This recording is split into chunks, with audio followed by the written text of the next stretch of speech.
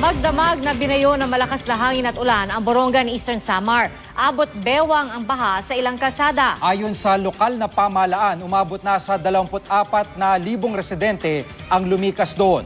Mula sa Borongan, Eastern Samar, nakatutok live si Marie Dumal. Pia Chigi, humigit kumulang 15 oras na nalasa ang malakas na bagyong Ruby dito sa Samar Provinces na nag-iwan ng labis na pinsala sa mga residente.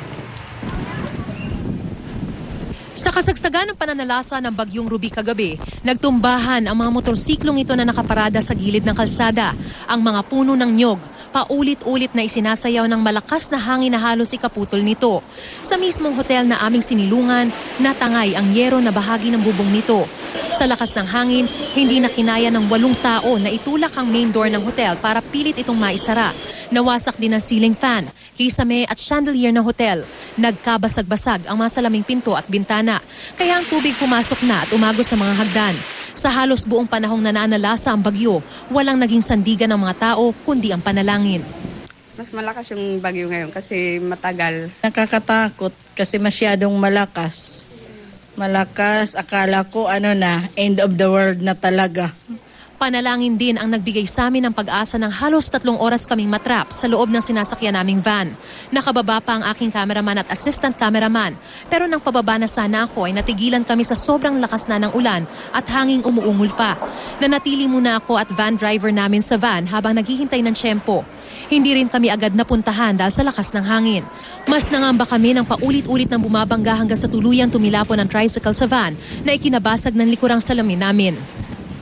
Nawasak din ang bubong na yero sa tabing gusali at tumusok sa sasakyang nakaparada sa harap lang namin. Nandito po tayo ngayon sa loob ng isang van habang nananalasa itong napakalakas na bagyong si Ruby.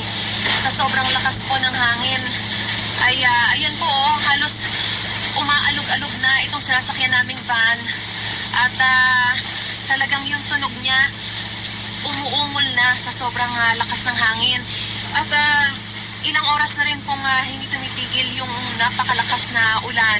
Marami na rin pong mga tinangay ng mga sanga ng puno, mga basurahan, karatula, mga tarpaulin at kung ano-ano pa, no? Saka sa sobrang lakas din po ng hangin, itong bubong na yero sa katabi naming gusali ay nawasak na at tumilapon dito sa mga sasakyan na nakaparada sa harapan lang namin. Lumipas ang halos 3 oras bago kami na-rescue. Parang walang katapusan itong pananalasa ng napakalakas na bagyong si Ruby. Mag-aalas 3 na po ng madaling araw. Ibig sabihin, magpipitong oras ng binabayo ng napakalakas na ulan at napakalakas din na hangin na parang umiikot pa at umuungol itong hangin na ito, no? Itong buong Borongan City. Panalangin na lamang ng mga tao matapos na ang pagsubok na ito. Kinaumagahan, mas kita na ang lawak ng pinsalang idinulot ng bagyo. Sa barangay dito, abot siya ng baha. Sobra-sobra po ang ginawang distraction kasi mula nang maging tao po ako, ngayon lang po ako nakaranas ng ganitong sobra ang distraction. Pati ang kalapit na barangay Tabuk, binaha kaya't di na makasuong ang aming sasakyan. Kailangan na po naming tawirin itong Maharlika Road dito sa barangay Tabuk dahil ito lamang yung tanging daan para makarating kami sa Kapitolyo at makita yung aming mga kasama dahil yung isa pong kalsada na pwedeng daanan talagang barado na dahil sa mga naitalang mga landslides dun sa areas na yon. Sa patuloy naming pag-iikot, kitang-kita ang bagsik ni Ruby. Nagtumbahan ng mga puno sa kalsada at bundok. May nabali, tumagilid at bumagsak na poste at mga signage. Ang mga tindahan sa Baywalk lahat tumumba. Ang mga bahay wasak na wasak. Ang bubungang ito buong tumilapon sa kalsada. Pati gas station bumagsak din.